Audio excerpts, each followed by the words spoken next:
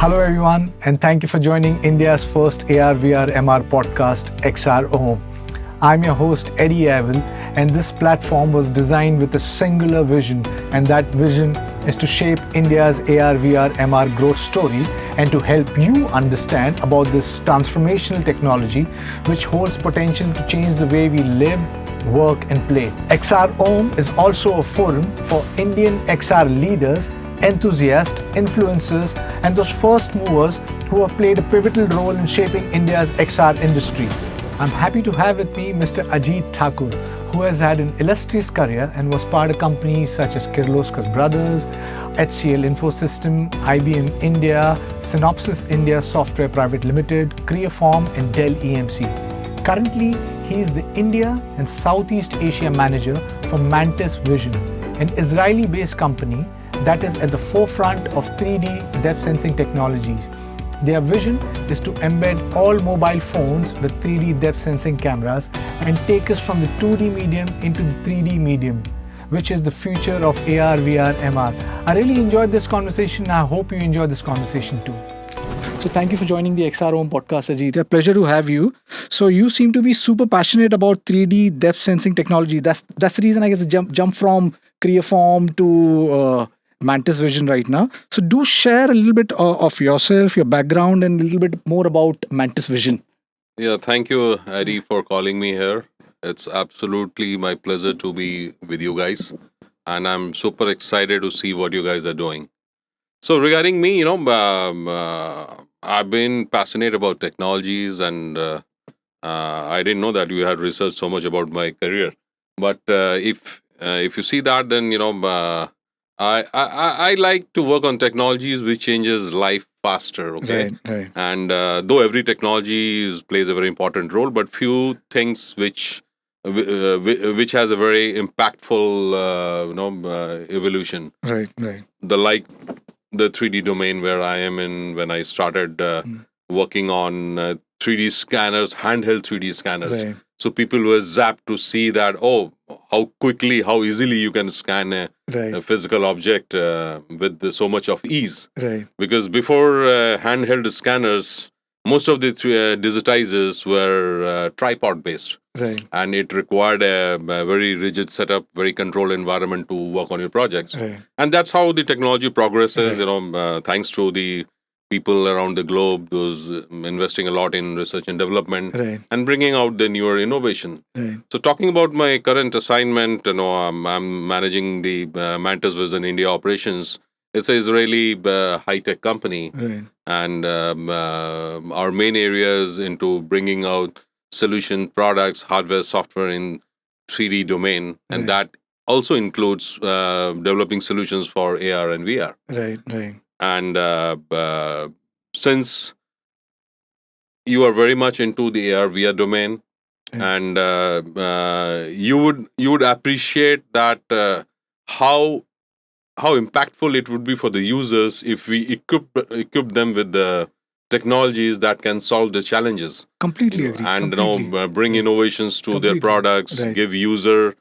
Make user more powerful, Right. bring amazing user experience, Right. and that's what AR VR is all about. Right. So that customers, they are having a experience which can delight them Right. during a commerce, during an education, during consumption of any data. So that's what AR and VR is all about. Thank you for giving us more details about Mantis Vizon yourself. So yes, personally, I've been in the AR VR business for the last couple of years. We started in 2016. So I feel personally that 2D is like a dying medium, and everything's going to evolve into 3D. Though we experience a world in 3D, but somehow we've been restricted to 2D. With the mediums, right from your phones to our computers to our TV screens to our theaters, and with a company like you guys, I mean, which is forefronting the 3D movement. I personally, I'm always looking at the future. So, how long do you think would the transition take from us being so used to the 2D medium to get into the 3D medium? No, that's a good question and more relevant for our industry. See, what I think is what is limiting us or what is the barrier for this industry to be more democratic, to be easily available to, or we want the users to be using this technology is we don't have the bandwidth in the background. So when I say bandwidth, I mean the transferring the data, transferring the information. Right.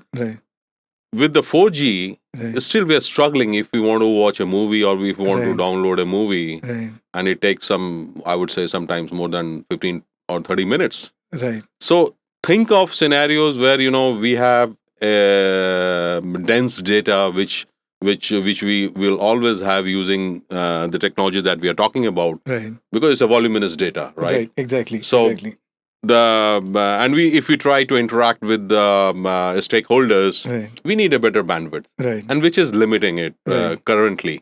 So for a closed group interaction, yes, it is okay, because then you can control the movement of the data.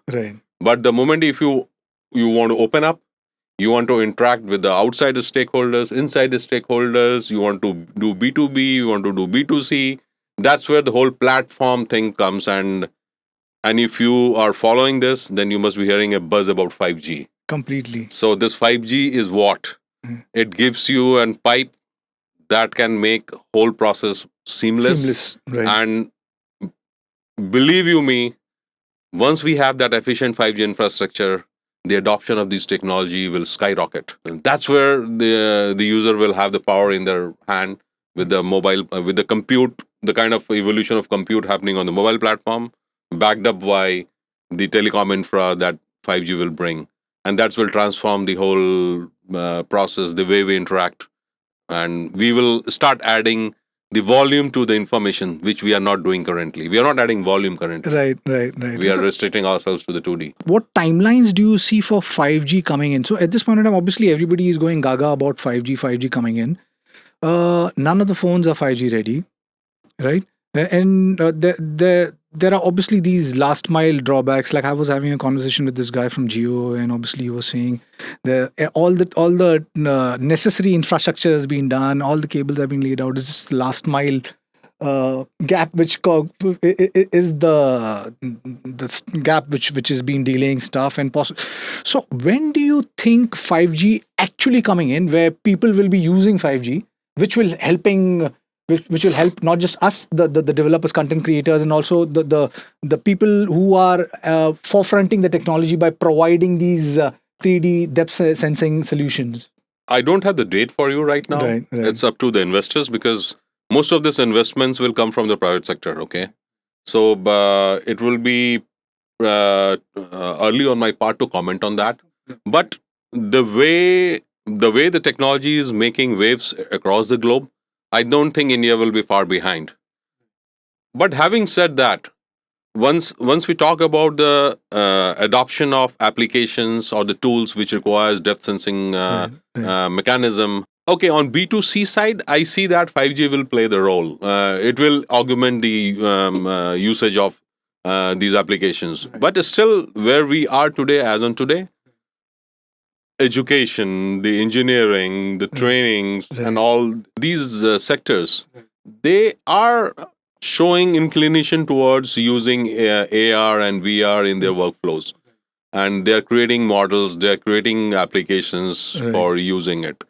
So when we talk about the 5G, it's primarily we think of going to the last mile, to the end user level. Adoption of these applications, I think we are at a nascent stage. India is at a nascent stage. But 5G will augment it. But it's not that we are not doing currently. We are not doing anything right now. I think there are more than 200 startups in India right now. Those who are working in this domain. Wow. So it's a big number. Wow. But and imagine we have the infrastructure. We have the tools like Mantis brings to the market, and there will be other stakeholders who will be contributing in it, because the AR and VR, it will change the way we will perceive the information. Exactly, how we interact with the environment. With the environment. It will be a sea change. This will be a defining moment in evolution of the technology. Completely. On 5G front, I don't have the date, Right. but it will be soon. I assume. I because- hope so. Even I'm pretty much excited about it because obviously, I mean, it'll just make life more simple, seamless, and things like that. So tell me more about this 3D cameras, which you guys are planning to embed in phones.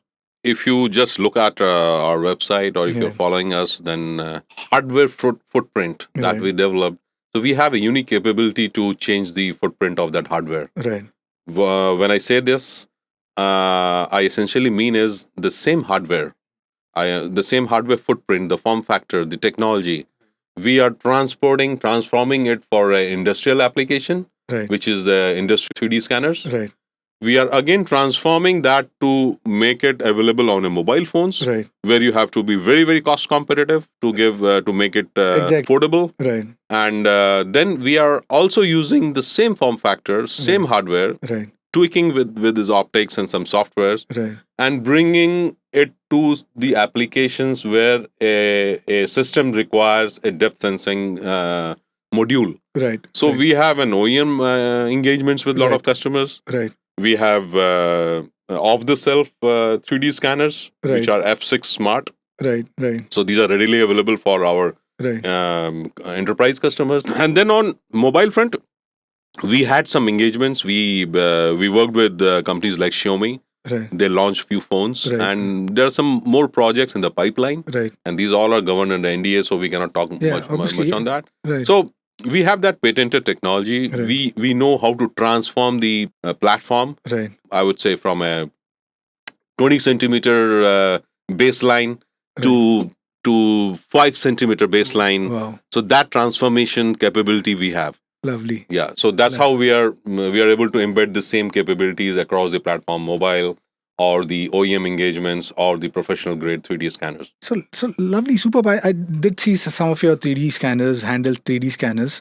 So do talk about some of your 3D scanners and the use cases, because use cases obviously there's so many, but there's something which you think India is adopting in a big way at this point in time. Yes. So adoption of 3D scanner is growing now. Right. So earlier it started with the engineering companies and mostly the automotive companies and some of the industrial companies. But now as we are getting the compute power is getting affordable, and even the evolution of 3D scanners, it is bringing the cost down, and it's more easy to use now. Right. And that's where that innovation the Mantis brings to the world. Right. And we call it F6 Right. F6 Smart. Right.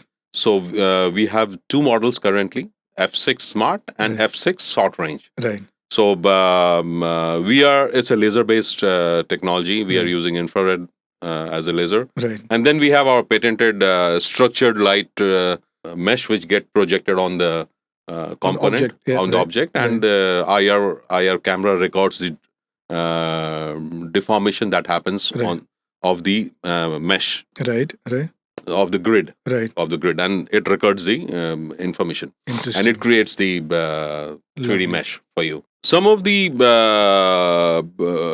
value that we brings is in terms of scanning speed. You can scan a very large object quickly. You get a very quality data Right. that can be used for many applications. Right. For example, one of the domain which I feel will be using this technology extensively is forensic. Right. So in forensic, still the investigation agency relies on the 2D Right. pictures which they Right. take. Right. But imagine those guys are equipped with the technology like ours. Right. They can go and quickly this crime scene in few seconds, and they will have data which can be shown to the courts. That can be that will make their investigation more watertight. Completely. And can be it's an auditable record. That is one area. Second area where I feel is nowadays everybody talks about design. As a consumer, we're fancy about designs, be it our kitchen, be it our furniture, be it our cars, be it our bikes. So as a business, as a marketeer, if I'm selling any of these services, first thing what I need is how to give a customer an experience which can shorten my what you call sales cycle or delivery period, whatever you want to call that. Right. So this technology will be a big enabler. If you're a designer of an interior of a house, right? Okay, and most of the time you carry with you the leaflets, Right. Right. and you try to show your users in a different way, like this, Right, like that, right. and try to get the feedback from the customer. Imagine if you carry your work on your laptop with three-dimensional information Right. and present it to your customers. Right. Then the customers can have a real-time look at what you have done, Right. what they can expect, Yeah. and then you can run multiple permutation combinations when once you have that in the in the digital form. And AR and VR Right. is a next step to it. Completely. And that's where the whole thing gives a great user experience. And that's what nowadays we are talking about, digital transformation. So even the 3D scanning is part of digital transformation. Right. And I feel for the marketeers, for the market segment which I was talking about, so wherever people are fascinated about designs, Right. be it any product, Right. this technology is going to Exactly. add tremendous value in Completely. the entire delivery flow. Completely. When you're talking about forensic, I mean, I can just imagine, because I was thinking it'll be such a beautiful use case, because you can just preserve all of those things completely intact for the investigator to come and see it in all its perfect glory, and then you can. And we record in at 1:1 scale, so Right. you can measure all the crucial dimension as per your requirement. Similarly, I would like to touch upon the heritage prevention part. Heritage. So that is something which is this technology is a great enabler Completely. for the policymakers, for the guys who are into Right. it. Right. And having learned that the fire incidents in the Paris Museum, Right. what if something happens to one of your Exactly. most preserved artifacts? Right. Right. So how do you recreate it? Preserve. How do you preserve it? Right. And that's where 3D scanners or 3D scanning technology is going to help. Have you been engaging the forensic Indian department or the heritage, the people who are looking at the museums and heritage? Have you been engaging? Because I see a big opportunity over there. In fact, I mean, I just recently, I think I got in touch with somebody who were looking at a solution for the museums. In fact, I don't really know whether you know about this guy called Simon Shea.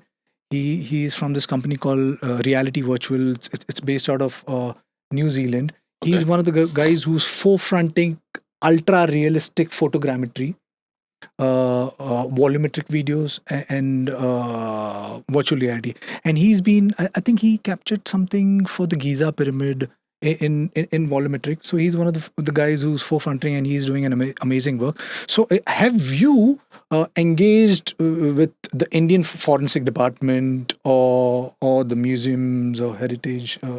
I'm trying to reach out to all the stakeholders. With some, I have initiated the discussions. I have shown them the technology as well, and the response has been very positive. And since it's a portable technology that I'm talking about from Mantis, it would be it would add tremendous value to the whole. If you talk about the policing workflow, all their PCR vans or the guys on the roads, they can carry these equipments and they can reach to the accident sites or can reach to the crime scenes quickly, immediately when that incident happens. Right. So it's like, you're making your end users or you're making your guys who are on the streets, the policing staff more powerful with these gadgets. Right. So yes, I have made some presentations. I've been talking to them, and I hope in coming months we'll develop this conversation and more inputs coming from these departments. Lovely. So, like you said, I mean, I see a beautiful marriage between AR, VR, MR, and the technology the solution that you guys are providing.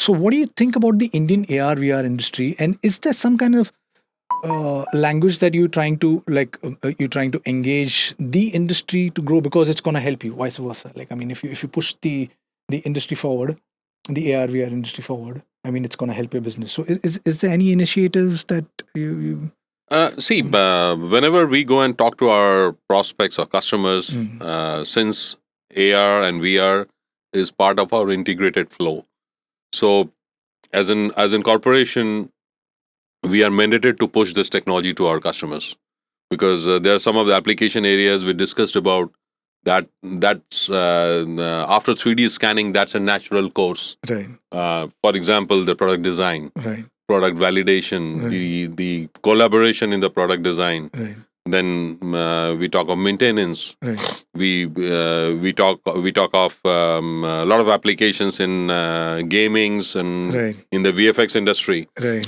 So we go and push the entire end-to-end flow. right, So we provide a technology that helps you to get 3D three-dimensional information, but ultimately consumers will have a lot more to do with that information. right, And that's where we see even our workflow, the way the company wants to progress is we want to have integrated workflow right from creating an asset, then Right. using that three-dimensional assets for right, right, for right, applications in AR and VR domain. right, So we have done a lot of projects. We have been showing it in almost all the exhibitions where we're participating. right. So we have the technology to teleport the data. Yeah. I can make you transfer from Mumbai to Delhi. Telepresence, yeah. Telepresence. We can make you to conduct virtual meetings, Right. calling the Interesting. guys from different platforms and make it happen to work together. Right. So right. we are working on those technologies, and we have the readily available solutions. Lovely, lovely. So do talk a little bit more about your use cases. I mean, because you would love to know, because these are the obvious, like the forensic or the museums or the telepresence. Is there anything that One is the movie production, right, then gamers. right, So there, there's a great applications for the body scanners. You know? right, right, So you want to create a replica of yourself. right, Then you want to create. It's basically creating avatar, which Right. can be used in the gamings, which can be Completely. used for filmmaking. One of the unique capability that we bring is we have solutions which can which can create a static 3D model, as well as we can create a dynamic 3D model. So that is so once we create a dynamic 3D model, Right. it opens up a new. It can be used in many other applications, Completely. which they were not able to achieve, Right, right, and Right. for doing that they had a very cumbersome workflow. right. So right, now that we can create a studio like this, Right. where we are talking, right. and everything will get recorded In volume. in volume with Wow. volume. Like so, I would like you to talk more about that. Like when you said like these portable things. Now, for example, So that's not how so that is not a portable that's thing. not portable. That's not a portable. That's okay. Because But how expensive might something like that get? Because I mean, I personally am super excited because I mean, we being an AR VR content studio, we push driving the ecosystem, and I don't see anybody in India who's looking at volumetric. Mhm. Because everybody should be looking at it, but they're not looking at it because I feel volumetric is the next big thing. So, is there an engagement like you're looking at maybe like a collaboration or synergy where you're trying to engage with a studio, content studio, where you can partner, where the studio comes and builds stuff, which you can then showcase and push drive the ecosystem? Is there anything like that you're looking at? Or this is one of the question. And second question would be, if you're looking at a volumetric content, a studio, if you want to put in a volumetric studio, what would be the basic cost with the solution that you provide? I think Roughly. this is a great Yeah. this is a great question. So the way I look at the market landscape in India Mm, is currently most of the large, even if I talk about the large corporations, right. they adopt or they acquire the technologies Right. after having consumed it through service model. Right. They and I could be wrong, but more often than not, they're not even a large production house, a very big movie production house. If I Right. go and talk to them, Right. the first thing they will ask, "Do you have a service provider?" Yes. So I'm not sure why they talk of this? Is it Right. because they don't want to get into something which is not their key area? Because their end goal is to produce a movie, right? Right. They don't Right. want to get into, I need to set up a lab and Right. all. Right. But they seems excited with this. Right. So the first thing they ask is, do you have a service providers? Right. So that comes, then that strikes me, and that brings me to a point where I think the ecosystem needs to be, we need to make a very strong ecosystem. Exactly. So there is a role for a service provider Right. to work on these technologies Right. and start pushing this to the end users who need the output from these systems. When a technology which is newer Right. and you are trying to develop a lot of applications, Right. sometimes there are certain applications which are very much evident. Right. They're up on the table. Right. You can see that. Right. But sometimes you need to experiment. Right. Completely. You never know that, oh, this is what I was thinking. What it can do. And I got it now Completely. through this. So that's where maybe they're not able to do the ROI. They Right. think that, Right. why should I invest in setting up a studio? Right.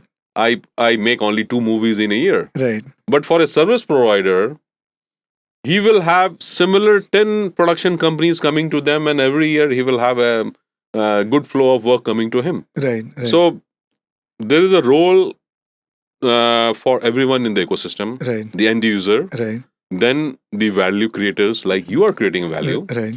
So, and sometimes you work more on applications. You try to develop more applications, Right. advocated to the many to the industry, Right. because they sometimes they don't focus much on what they can achieve with the technology. If I'm making car, Right. my role is to produce car Right. primarily. Right. But if we are doing something which can bring more value for their customers in that industry, Right. If some technology can bring a unique consumer experience, Right. then they would love to hear that. Right. So yes, end user also drives the adoption. Right. The ecosystem partners, they also Right. drives it. Right. And I think there's everybody, there's money, there is a room for growth for everybody in this whole ecosystem. Right. Everyone can make some money out of it. Another thing which I've realized is a perception. So with AR, VR, I mean, this being a new technology, so people, I feel, I mean, a little averse of anything new. And then they have this notion that this technology is expensive. So they kind of stay away from it. So do you face that kind of problem? Because I mean, these big word 3D LiDAR scanner, 3D depth sensing technology, is that false notion of just being expensive? Because I feel what you guys are doing, like going to the market with the mobile, small, 3D depth sensing technology. Is the price point a major problem, or the notion that it's expensive again is something which is a drawback? If you are following the technology trend, so price of the technology is, I would say it's decreasing year on year. Exactly. So the technological innovation is making these all these newer technology affordable. And yes, it has its own time frame before it gets at a consumer level. Right. That's right. There is a phase through which all the technologies goes, right? Right. Right. So, but now in for our domain, if you talk about the 3D scanning domain or Right. the technology related to depth sensing, we have plethora of technologies. Right. Right. So it all depends on what customer needs. Right. They have a solution available in the market. Right. But yes, pricing, as I said,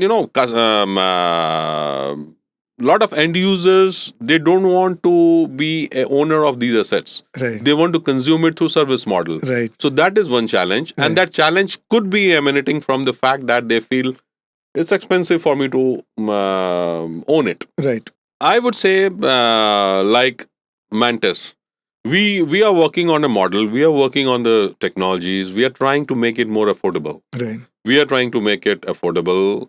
And we are also trying to, we are creating use cases through Right. which we can drive volumes. Right.